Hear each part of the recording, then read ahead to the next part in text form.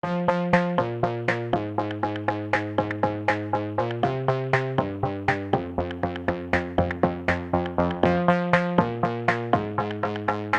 think doing more than one thing is really useful. Doing community arts workshops, planning, organising, setting up, getting a budget for materials, all these skills you use in one shop will actually be really useful. They all work. The truth of things is that freelance art careers, it's not an easy process. You have to kind of work at it. You've got to think outside the box. I think having multiple strains of income is really important. That's how I kind of balance things. Just being able to have backup things when things aren't very busy. I suppose in terms of location, it's been quite good in Birmingham. We've had a lot of TV studios open there recently. I'd say an important thing in terms of what you guys have as well. The main thing has been connections that you make and you talk to and you meet. Friends and people that you meet are really important. I initially started off as a teaching assistant while I was building up my freelance career. So that was really great. And it also meant that I could get a DBS check,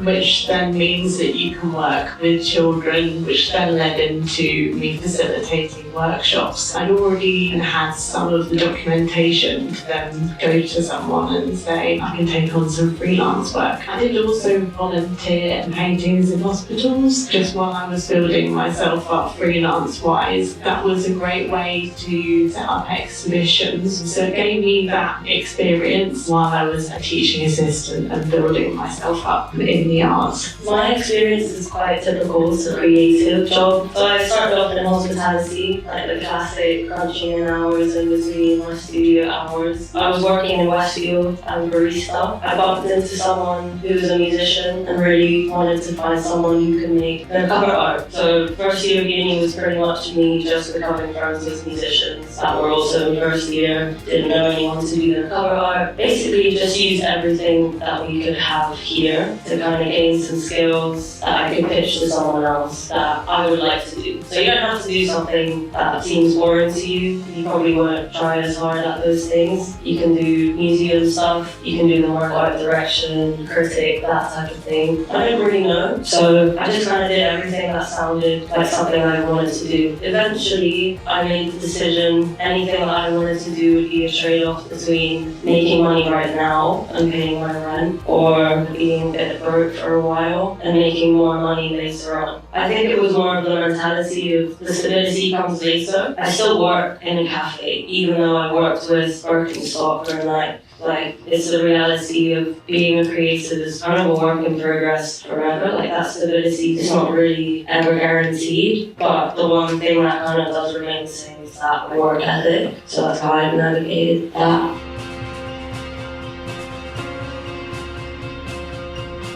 I think the truth is no one completely knows exactly what they want to do. It's a constant evolving thing. And that's a beautiful thing, actually. When you let go of this is the box and this is what I'm going to do, it becomes a lot calmer and more freeing. Because if you're just doing something that you enjoy, it will lead to something else if you just believe it. In terms of the facilities you have here, it's really useful to know these things. It's really useful to learn as much as you can now, because it will probably become useful in ways you don't expect. I gained a lot of my confidence at uni. I think what I always enjoyed at uni as well was setting up exhibitions, working together as a community and a collective. At uni I was also really interested in the process of making as opposed to the outcome. How I help people to sort of find their own art process through whether they're a patient in the hospital or things like that. And I was even thinking a little bit about my dissertation the other day, all about chance and failure, and that's exactly what I brought into my career now.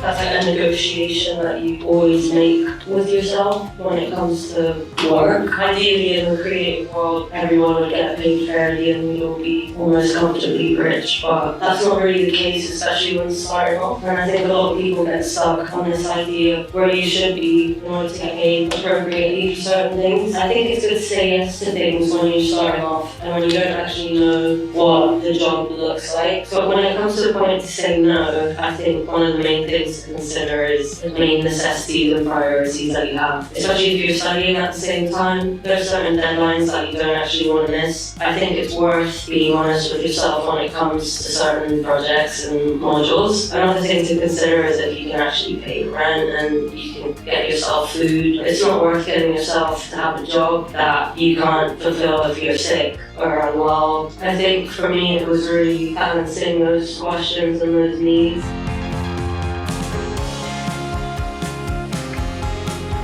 The professional practice module, it was really useful, just testing a complete variety of things. I always thought that I'd really love to work in an art gallery, and then I worked there for 3 months and realised that it wasn't necessarily the environment that I kind of wanted to be in, but I was able to test it through that. I really loved just being in the studios and also having the discussions around everybody's work where you then go and chat, and that just opens up so many communications, and then these are the networks that you'll then carry through onwards.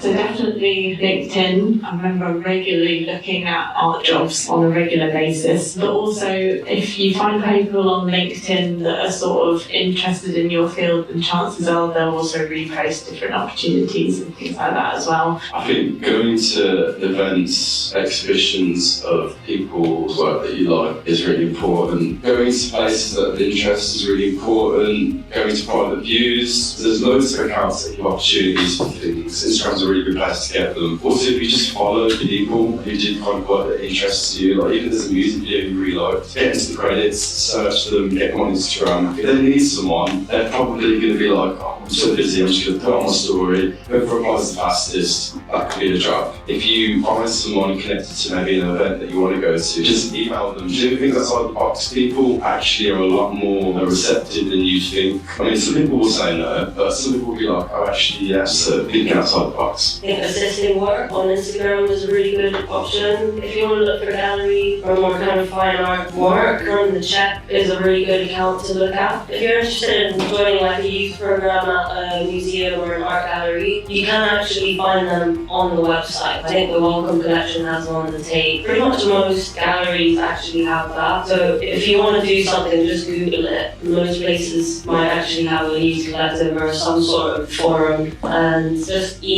finding people that do the job that you want to do and emailing them and asking them how they got into it and where you could kind of do similar things.